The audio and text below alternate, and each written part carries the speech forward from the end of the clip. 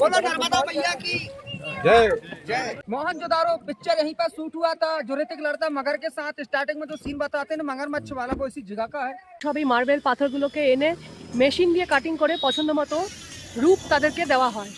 আপনি বাদিকে বসবেন, হ্যাঁ, তাহলে জলটা যে পড়ছে সেই ভিউটা আপনি ভালো দেখতে পারবেন, ছবি তুলতে পারবেন। সেখানে এই জায়গাটা না দেখলে আপনার জব্বলপুর ঘোরার কিন্তু সার্থকতা নেই।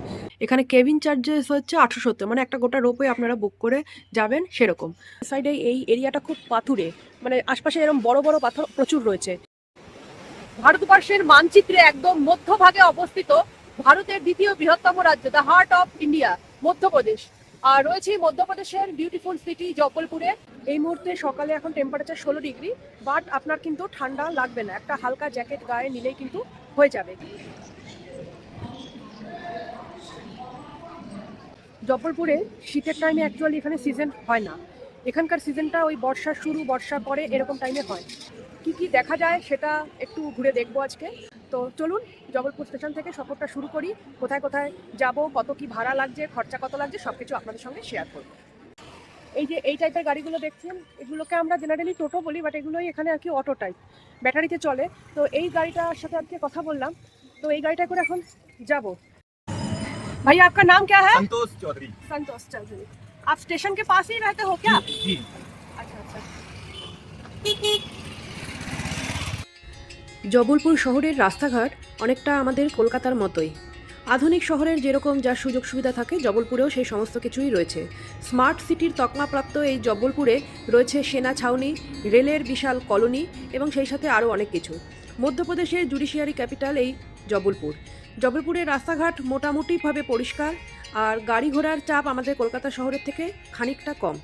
তবে যে জিনিসটা না বললেই নয়, সেটা হলো জবলপুর শহরে অনেক বেশি সংখ্যায় মানুষ এখানে হেলমেট ছাড়া টু হুইলার চালিয়ে থাকেন, আর সেই সাথে অনেক বেশি সংখ্যায় মেয়েরা এখানে টু হুইলার এবং ফোর হুইলার চালায়।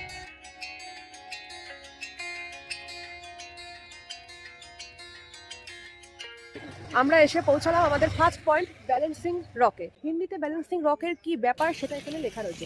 এই স্পটটা দেখার জন্য কিন্তু আপনাদের কোনো এন্ট্রি ফি লাগছে না।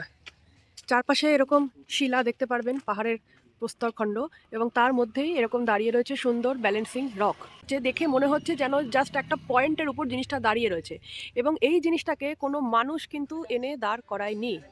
তো এখানে ভূমিকম্পের সময় রিক্টার স্কেলের ভূকম্পনের মাত্রা ছিল 6.5। তো ভূমিকম্পের সময় পাথর এদিক ওদিক গড়ায়, তো সেই সময় গড়াতে গড়াতে এরকমভাবে একটা পাথর এসে এখানে জাস্ট স্টপ হলো, মানে ভূমিকম্পটা যখন থেমে গেল, তো এটা এর ভারকেন্দ্রতে এরকম স্টিক হয়ে গেল, মানে ব্যালেন্স করে ও নিজেই কিন্তু এখানে দাঁড়িয়ে গেছে।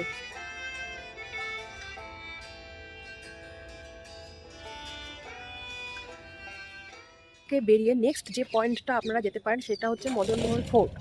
তো ওটা না এরকম প্লেন ল্যান্ডের উপর নয়, আপনাকে যে ভেহিকেলে আপনি যাচ্ছেন সেই ভেহিকেল থেকে নামার পর অনেকটা সিঁড়ি দিয়ে অনেকটা উপরে উঠতে হয়, এবং এরিয়াটা খুব টাফ। তো আমি সেই জায়গাটায় যাচ্ছি না, তার পরিবর্তে আপনাদের আরেকটা বিউটিফুল জায়গায় নিয়ে এলাম। এটাও যাওয়ার পথে পড়বে, মেইন রোড থেকে কিছুটা এগিয়ে বাহাতে ঢুকতে হবে। এই জায়গাটার নাম হচ্ছে দেবতাল। চারপাশটা দেখুন এরকম তালাব রয়েছে, মানে হিন্দিতে তালাব বলে, বাংলা যেটাকে আমরা জলাশয় বা পুকুর বা দিঘি এরকম একটা সেন্স দিয়ে থাকি। তো এর চারপাশে এরকম ঘোরানো মন্দির রয়েছে, চারটে কোনায় চারটে। এই পাশে একটা দেখতে পাচ্ছেন, আমার আঙুল বরাবর ওই কর্নারে আরেকটা রয়েছে, এবং এই দিকেও আরও দুটো রয়েছে। তো এই মন্দিরগুলোতে এখন আমি ঢুকে আপনাদেরকে দেখাতে পারছি না, কারণ মন্দিরগুলোয় কিছু কাজ চলছে। তো এই রকম তালাব এবং সাথে সুন্দর মন্দিরের কম্বিনেশন এই জব্বলপুরের বেশ কিছু জায়গায় আপনারা দেখতে পারবেন।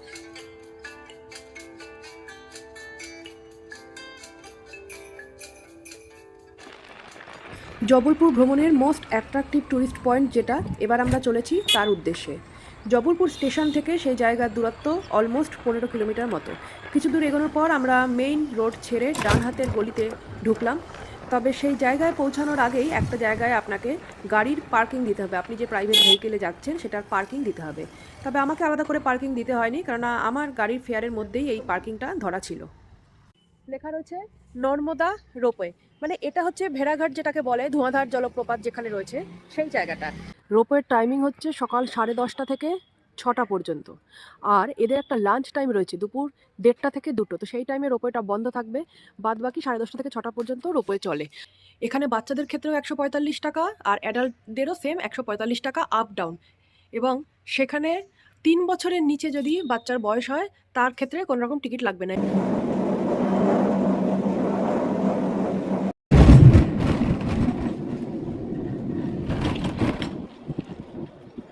এখানে একটা এই রোপওয়েতে 3 জন করে বসবে, আমি বসেছি, এপাশে আরো 2 জন বসবে, আর সেম সিট উল্টো দিকে রয়েছে। তো 6 জনের এই হচ্ছে একটা রোপওয়ের সিস্টেম। যারা রোপওয়ে অ্যাভয়েড করতে চান বা রোপওয়েতে হাইট জনিত কোনো সমস্যা হয়, সেক্ষেত্রে তারা এই নিচের হাঁটা রাস্তাটা দিয়েও যেতে পারে।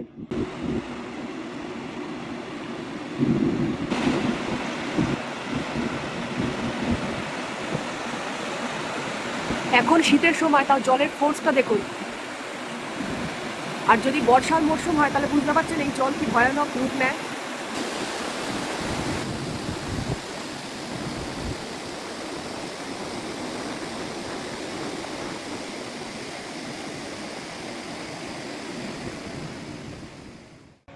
রোপওয়েতে যে নামছেন, নামার পর এই জায়গায় কিছু পয়েন্ট রয়েছে, চাইলে এগুলো ঘুরে দেখতে পারবেন। এখানে এরকম গাড়ি রয়েছে, গাড়িগুলোর মাথায় হুড থাকবে না, শুধু সামনেটা থাকবে। এই গাড়িগুলোতে করে এই স্পটগুলো আপনাকে ঘোরাবে। গাড়ি আধা ঘন্টা থেকে 40 মিনিট মতো ঘোরাবে, এখান থেকে আগে 2-3 কিলোমিটার আগে নিয়ে যাবে। একটা বললো সেলফি পয়েন্ট রয়েছে, একটা স্পট রয়েছে যেখানে ওই মুভির শুটিং হয়েছিল, অশোকা ডাঙ্কি আর মহেঞ্জোদারো মুভির শুটিং, সেই স্পটগুলো দেখাবে। মার্বেল রকের ভিতরে ভিউটা দেখতে পারবেন। তো এগুলোর জন্য এখানে 500 টাকা করে চার্জ লাগবে, সাথে গাইড থাকবে। এখানে ক্যামেরা করছি দেখে আর অফ সিজনের টুরিস্ট নেই বলে এখন আবার আমাকে বলছে চলুন ম্যাডাম, কম করে 300-র মধ্যে আপনাকে ঘুরিয়ে দেবো। ভারতের অন্যতম পশ্চিম বাহিনী নদী নর্মদা, এবং বৃহত্তম পশ্চিম বাহিনী নদী এই নর্মদার উপরেই রয়েছে এই ধোঁয়াধার ওয়াটার ফলস।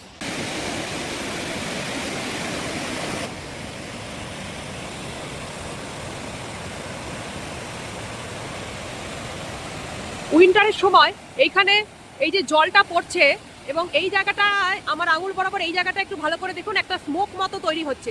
আশপাশটা ক্লিয়ার, আমার আঙুল বরাবর এই জায়গাটা হচ্ছে এই স্মোকটা, এবং জলটা এই যে হাইটটা থেকে পড়ছে, পড়ে ছোট ছোট জলকণা তৈরি হচ্ছে, এবং তাতেই কিন্তু এই স্মোকটা হচ্ছে। এবং এই যে ধোঁয়া জিনিসটা, তার থেকে কিন্তু নাম হচ্ছে ধোঁয়াধার, ধোঁয়াধার জলপ্রপাত।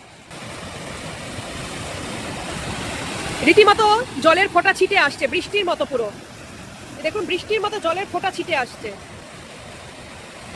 এই ধোঁয়াধার জলপ্রপাতের এই যে জলটা পড়ছে, এই জল পড়ার এখানে হাইট রয়েছে 30 মিটার, এবং এই যে জলটা পড়ছে, এই জলের আওয়াজ কিন্তু আপনি যখন কেবল কারে উঠবেন তখনই আপনি শুনতে পারবেন।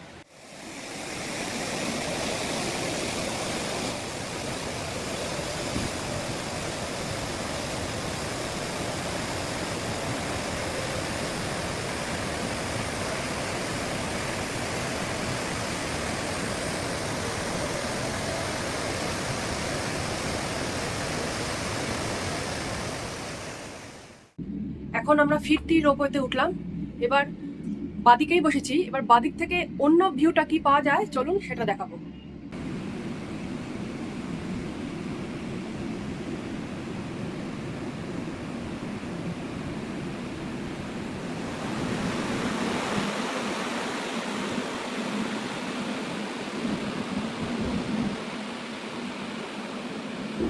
আজকে জবলপুরে আমি যে ঘুরছি, আপনারা চাইলে আমার মতো এরকম এই অটো টাইপের টোটোগুলো, এগুলোতে করে ঘুরতে পারেন, আর না হলে 4 চাকার অপশন পাবেন। এখানে বাইকের অপশন খুব একটা নেই সোলো ট্রাভেলারদের জন্য।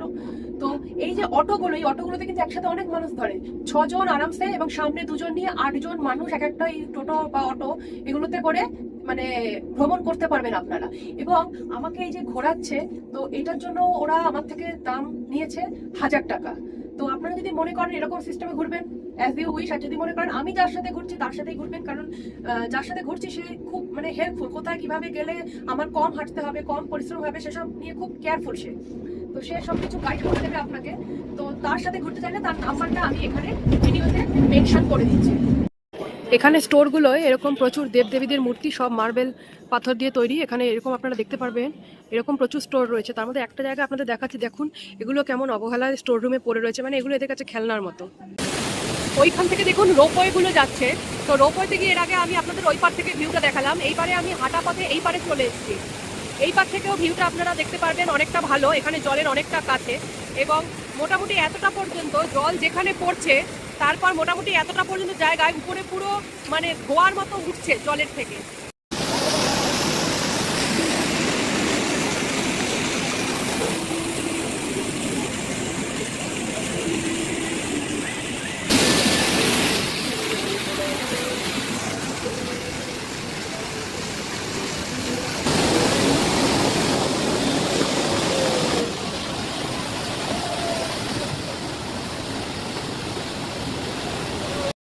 জলের আরেকটা প্রবাহ এইদিকে আসছে, তো একটু স্নান যারা করতে চান তাদের জন্য হচ্ছে এই জায়গাটা ভালো।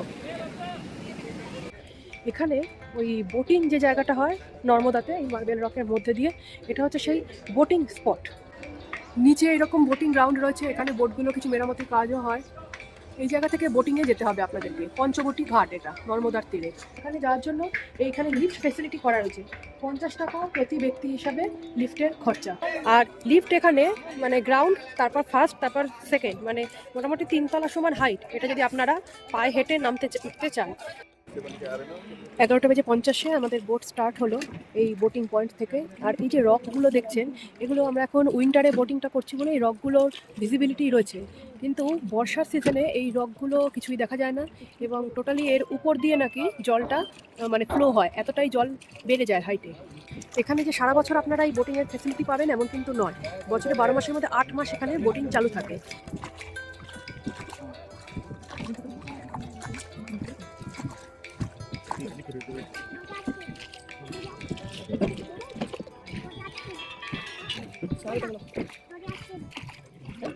शिवलिंग ने ऐसी नदी से निकालकर स्थापना किया है। नर्मदा जी के कंकड़ सभी कहलाते हैं शिव शंकर, इनको नर्मदेश्वर बोलते हैं। साल में घी तिल लगाने से, पूजा पाठ करने से ना 1 तिल बढ़ते हैं महाशिवरात्रि के दिन। जी शेर की सवारी करती है ना, ये नर्मदा जी मगर की सवारी करती है। पहले तो इतनी थी कि बस गिर गई थी, पूरी खा गए थे। उस समय हम लोग को तो बहुत समय की बात, हम लोग नहीं थे उस समय। लाइट ब्लू, दूसरी साइड है ब्लैक एंड व्हाइट। ये मार्बल में काली मिट्टी लगने से तो काले हैं, तोड़ने पे व्हाइट, और 220 फीट नदी में गहराई। और इसी साइड गड्ढे का एक हिंदी पिक्चर निकाला था, प्राण जाए पर बच्चन न जाए। यहीं पर आए थे सुनील दत्त, प्रेमनाथ, साथ में आई थी रेखा, और सुनील दत्त ने प्रेमनाथ को उठा उठा के फेंका। बैठी थी रेखा, उसकी साड़ी का कलर देखा, उतनी जगह पिंक हो गई। साड़ी का कलर था कच्चा, मार्बल हो गया पक्का, देखने में लग रहा अच्छा। और आज छुट्टी में रेखा के चच्चा। सामने वाली जगह का नाम है भूल भुलैया। कहाँ जाएगी अपनी नैया, लेफ्ट जाना कि राइट, पूछ रहा है गाइड, बताने वाले को मिलेगा बम्पर प्राइस। करो डिसाइड। मछली तो बहुत बड़ी बड़ी है सर, यहाँ 50 ग्राम से लेकर 50 केजी तक की मछली है। रोहू, कतला, महासेर, कीकल, टेंगरा, ये सब है यहाँ तक की। तो हाँ, क्योंकि मारते हैं नकल नहीं आती अकल, और देख रहे हैं फोन बिगाड़ ले रहे हैं शकल। लेकिन फिर शादी के बाद आ जाती अकल, फिर बीवी ना सुधार देती है। पत्थर निकाले तो जाते नहीं है जी, नहीं बाहर से आता सर। जो आप लोगों ने जो मूर्तियां देखी ना मार्केट में, जयपुर, मकराना, कटनी, सिलमनाबाद, नहीं नहीं, अगर यहाँ निकालेंगे तो नेचुरलिटी खत्म हो जाएगी, क्योंकि बड़े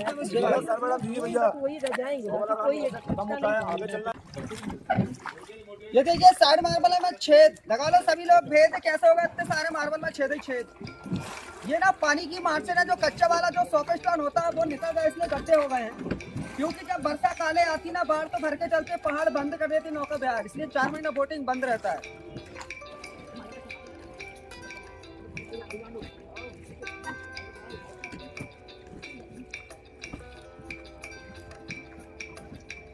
साथ में natural condition, latrine bathroom attach. हम दो, हमारे दो, ज्यादा तो फेंक दो। किसी को देखना हो तो बता दीजिए भैया। सामने देखा बंदर कूदने आ गई है। कभी ना 12 फीट की दूरी थी, कूद गए थे बंदर। आजकल कूदेगा बंदर तो जाएगा पानी के अंदर। मोहनजोदारो पिक्चर यहीं पर शूट हुआ था, जो ऋतिक लड़ता मगर के साथ। स्टार्टिंग में जो सीन बताते हैं मगरमच्छ वाला, वो इसी जगह का है। और डंकी पिक्चर भी इसी जगह का है। जो ऊपर से जो फायरिंग होती है, जो शाहरुख खान पाकिस्तान भागता पानी पानी, वो भी इसी जगह का। और एक अशोका पिक्चर है, करीना कपूर, शाहरुख खान। मगर छोड़ देगा लेकिन भगर नहीं छोड़ती, शक्तिमान बना देती है।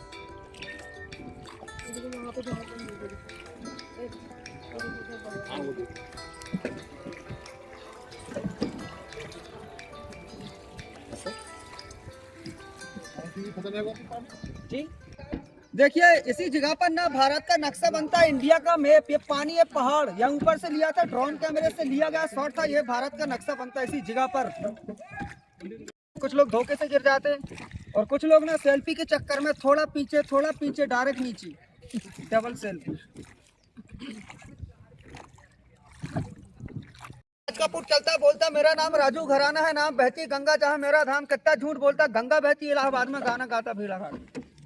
और ये सड़क पिक्चर में लिया था ये वाला सीन। संजय दत्त पूजा भट्ट जो गाना होता ना, जीने की तमन्ना जागुटी, जो मछली भून कर खाता संजय दत्त, वो यही वाला सीन। মার্বেল রকের মধ্যে দিয়ে এখানে আমরা যে বোটিংটা করছিলাম সেই বোটিংটা আরও মজাদার হয়ে উঠেছিল আমাদের রাজেশ গাইডের কবিতার ছন্দে।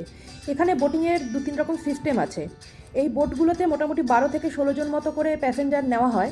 আর যদি আধ ঘন্টা থেকে 40 মিনিট মতো আপনারা মাত্র ঘোরেন সেক্ষেত্রে আপনাদের পার হেড 100 টাকা লাগবে। তবে তাতে সামনে দিয়ে একটুখানি জায়গা গোল করে ঘুরিয়ে নিয়ে আসে, মার্বেল রকের ইনসাইডে আপনাকে নিয়ে যায় না। আর তবে ভিতর অবধি যেতে চাইলে 1 ঘন্টার প্যাকেজ আপনাকে নিতে হবে, আর তাতে মাথা পিছু খরচা হবে শেয়ারিংয়ে 150 টাকা। আর যদি আপনারা প্রাইভেটভাবে একটা বোট বুক করে যেতে চান সেক্ষেত্রে আধ ঘন্টার ভ্রমণে খরচা পড়বে 800 টাকা। আর যদি 1 ঘন্টার ভ্রমণে যান সেক্ষেত্রে আপনাদের খরচা পড়বে 1000 থেকে 1200 টাকা মতো। মার্বেল রকে ভ্রমণ করার সময় আপনারা যেরকম বিভিন্ন রকম গল্প শুনতে পাবেন এখানে, সেরকম বিভিন্ন কালারের মার্বেল এখানে দেখতে পারবেন, blue, ash, pink, yellow etcetera. আজ থেকে 20 থেকে 25 বছর আগেও এই মার্বেল রকের বোটিং গ্রাউন্ডে বেশ কিছু কুমির ছিল। এই বোটিং এরিয়ার একদিকে রয়েছে ধুয়াধার জলপ্রপাত আর অন্য দিকের অংশ লিঙ্কড রয়েছে বার্গি ড্যামের সঙ্গে, এবং সেই ড্যাম এখান থেকে 30-40 কিলোমিটার দূরত্বে রয়েছে। আর পরবর্তীকালে ট্যুরিস্ট বাড়ার সাথে সাথে সেই সমস্ত কুমিরদের এখান থেকে সরিয়ে নিয়ে গিয়ে বন্যপ্রাণী সংরক্ষণ দপ্তরে দিয়ে দেওয়া হয়েছে। তবে বর্তমানে এখানে মাঝে মাঝে 1-2টি কুমির দেখা যায়, দেখা গেলেই বন্যপ্রাণী দপ্তর এসে তাদেরকে নিয়ে যান। আর এই ঘাট থেকে আপনারা মোটর চালিত বোটও পাবেন। 3টে মোটর চালিত বোট আছে, কি 12 সিটার, 20 সিটার, 24 সিটার এরকম বলছিল। মোটর চালিত বোটগুলোতে আপনার ভাড়া হচ্ছে 3000 টাকা করে একটা বোট। তবে সেখানে আপনারা মানে যতজন যাবেন, যদি 10 জন মোটর চালিত বোটে যান তাহলেও 3000, 24 জনেও 3000, 12 জনেও 3000, মানে পুরো বোটটা ওটা ফুল বুকিং করতে হবে। আর এখানকার একটা স্পেশালিটি হচ্ছে যদি আপনারা ফ্যামিলি ম্যান হন, আমি যেরকম সোলো পার্সন, আমার ওই ফ্যামিলির গল্প নেই, আপনারা যদি ফ্যামিলি ম্যান হয়ে থাকেন সেক্ষেত্রে শরৎ পূর্ণিমার রাতে এখানে হাই সিকিউরিটি থাকে, এবং সেখানে রাত্রিবেলা পূর্ণিমার আলোয় আপনারা এখানে ওই বছরে একটা দিন মাত্র এই মার্বেল রকের শোভা উপভোগ করতে পারবেন। পূর্ণিমার রাতে এখানে বোটিং করতে পারবেন, তবে চার্জেস পুরো ডাবল হয়ে যায়। এখন ঘড়ির সময় হচ্ছে দুপুর 1:45। চলে এসেছি চৌষট যোগিনী টেম্পলে। সিঁড়ি রয়েছে সাইডে এরকম 100টা সিঁড়ি, আর পিছনে এরকম স্লোপ রয়েছে। অর্ধেক রাস্তা উঠে এসছে, বাকিটা উপরে গিয়ে দেখাচ্ছি। কিছু দূর ওঠার পর পিছনে ফিরে তাকালে আপনারা নর্মদার এইরকম ভিউটা পাবেন। এই মন্দিরের পাশ দিয়ে ফ্লোটা গেছে, এটা নর্মদায়। আর ওখানে যে ঘাট দেখা যাচ্ছে ওটা হচ্ছে সরস্বতী ঘাট। এর উপরে একটা পুল তৈরি হচ্ছে। আর নর্মদা উৎসবের সময় ওই সরস্বতী ঘাটে একটা মেলা বসে। চলুন বাকি পথটা কভার করতে হবে। টেম্পলে 100টা সিঁড়ি, 3 মিনিটে চলে এলাম। স্লোপ দিয়ে এলে সত্যিই তাড়াতাড়ি হয়। 100টা সিঁড়ি গুনে গুনে না হলে আসতে হবে, তবে উপরে উঠলে কিন্তু দারুণ সুন্দর অনুভূতি হবে আপনাদের। বাইরে থেকে দেখলে জায়গাটা এরকম গোলাকার পাঁচিল দিয়ে ঘেরা। এখানে জুতো খুলে উঠতে হবে যেহেতু মন্দির প্রাঙ্গণ।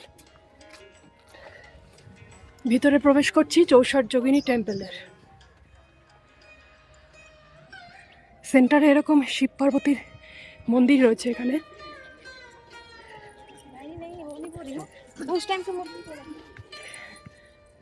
এদিকে শিব মূর্তি রয়েছে, সাথে বিশাল বড় বড় ঘন্টা। ভিতরে ক্যামেরা বন্ধ হাঁকি শুরু করে দিল, যেন মূর্তি চুরি করে নিয়ে যাবো ডিজাইন তুলে নিয়ে। যাই হোক, আমি আর ভিতর অব্দি গেলাম না। তবে মেইন অ্যাট্রাকশন এই চৌষট যোগিনী টেম্পলে, সেটা হচ্ছে আমার পিছনের এই গোলাকার ডিজাইনটা। যে ডিজাইনটার অনুরূপে আমাদের ভারতের পার্লামেন্ট সংসদ ভবনের যে সাইনটা, আপনারা ভারতীয় মুদ্রাতেও এটা হয়তো দেখে থাকবেন, সেই ডিজাইনটা হচ্ছে এইখানকার জব্বলপুরের চৌষট যোগিনী টেম্পলের অনুকরণে তৈরি। 81টা শ্রাইন আছে এখানে, এবং 81 সংখ্যাটাকে মনে করা হয় খুব লাকি নাম্বার। তো তার উপর বেস করে 81 নাম্বার অফ শ্রাইন আপনি এখানে পাবেন। তবে মূর্তিগুলোর সম্পূর্ণ অবয়ব কিন্তু অক্ষত নেই, কোনোটার উপর দিকটা নেই, কোনোটার নিচের পোর্শন নেই। তো এই রকম অবস্থায় রয়েছে। তবে এখনও নিত্য পূজা হয় মন্দির, এবং মন্দিরের ভিতরে পূজারি রয়েছে।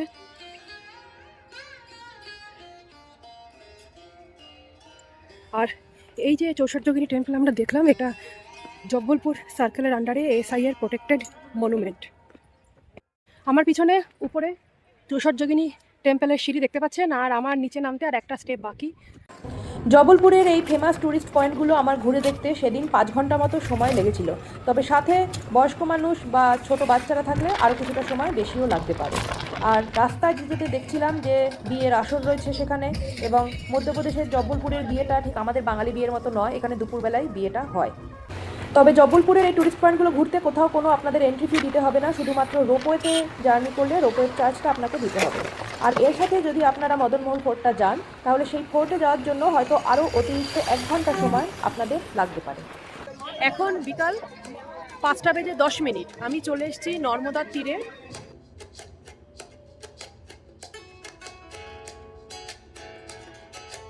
তো এই নর্মদার উৎপত্তি হয়েছিল বিন্ধ্য পর্বতের অমরকণ্টক থেকে। এই অমরকণ্টক জায়গাটাও একটা অন্যতম ট্যুরিস্ট পয়েন্ট। আমি নিজে যখন মাস্টার ডিগ্রি পড়ি কলেজে, তখন আমাদের কলেজ ট্যুরে অমরকণ্টক নিয়ে গেছিলো, তো সেই সময় গিয়েছিলাম, বাট অতটা ভালো করে তখন কিছু বুঝে উঠতে পারিনি, কারণ অমরকণ্টকের উপর তখন রিসার্চ করিনি, বিকজ তখন তো ট্রাভেল রিলেটেড কোনো পড়াশোনা করতাম না। এখন পড়াশোনা করতে গিয়ে সেগুলো আস্তে আস্তে দেখেই জানতে পারি। নর্মদার তীরে এরকম সুসজ্জিত নৌকা রয়েছে, এই নৌকাগুলোতে করে আপনি নর্মদার মধ্যে ঘুরতে যেতে পারেন। এরকম নৌকাতে করে আপনাদেরকে ভিতরে ঘোরাতে নিয়ে যাবে। আর এই হচ্ছে সেই মন্দির, নর্মদা মায়ের মন্দির, এবং এখানে আপনি প্যাদাল যাওয়ার কোনো রাস্তা কিন্তু বানানো নেই, হয় আপনাকে সাঁতরে যেতে হবে, না হলে এরকম বোটে করে যেতে হবে। দেবীর যে মন্দির সেটা ঘাট থেকে পরিষ্কার দেখা যাচ্ছে এবং মূর্তিও পরিষ্কার দেখা যাচ্ছে। সন্ধ্যায় এখানে আরতি হয়, ওই 7টার আশেপাশে এই জায়গায় আরতি হবে। স্টেশন থেকে আবার এই অবধি এলাম 10 কি 11 কিলোমিটার ডিস্টেন্স। এইটা মানে সে অনেক দরাদরি করে কোনো মতে 200 টাকায় আমাকে নিয়ে এলো, কারণ এখানে কোথাও শেয়ারে কিছু পাওয়া যায় না। আপনাকে মানে পুরো একটা অটো কি পুরো একটা টোটো নিয়ে আপনাকে এই অবধি আসতে হবে।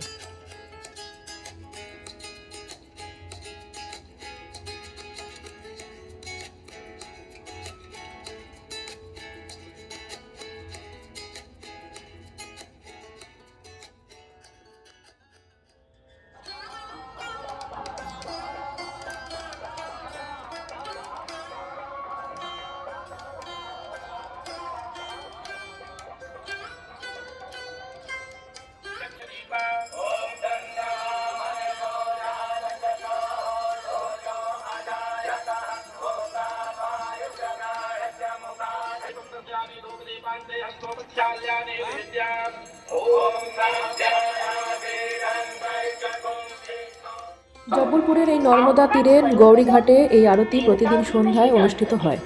টাইমিং আমি এর আগেই ভিডিওতে মেনশন করে দিয়েছি। আর এই আরতির বাকি অংশ দেখার জন্য আমি আই বাটনে লিঙ্ক দিয়ে দিচ্ছি, কেননা আরতির ফুটেজ আমি জবলপুর থেকেই লাইভ শো করে দেখিয়েছিলাম। তাই যারা দেখতে ইন্টারেস্টেড আই বাটনে ক্লিক করে বাকি আরতির অংশ দেখে নিতে পারেন। জব্বলপুরের ইটিনারিতে এই আরতি ছিল আমার শেষ কাজ, তাই এখান থেকে আরতি সমাপ্ত করে আমি চলে আসি আমার স্টেশনের রিটায়ারিং রুমে, ব্যাগপত্র গুছিয়ে বেরিয়ে পড়ি। আর তারপরেই রাত 10:25 শক্তিপুঞ্জ এক্সপ্রেসে করে আবার রওনা দিই বাড়ির উদ্দেশ্যে। তো এই ছিল আমার জব্বলপুরের গল্প। ভিডিওটা আপনাদের কেমন লাগলো আমাকে অবশ্যই জানাবেন। ভালো লাগলে লাইক, শেয়ার, সাবস্ক্রাইব করে আমার চ্যানেল ট্রাভেল ডায়েরি এবং জিআরসির সঙ্গে থাকবেন। সকলে সুস্থ থাকবেন, ভালো থাকবেন। আজকের ভিডিও এখান থেকেই আমি আপনাদের বিদায় জানাই।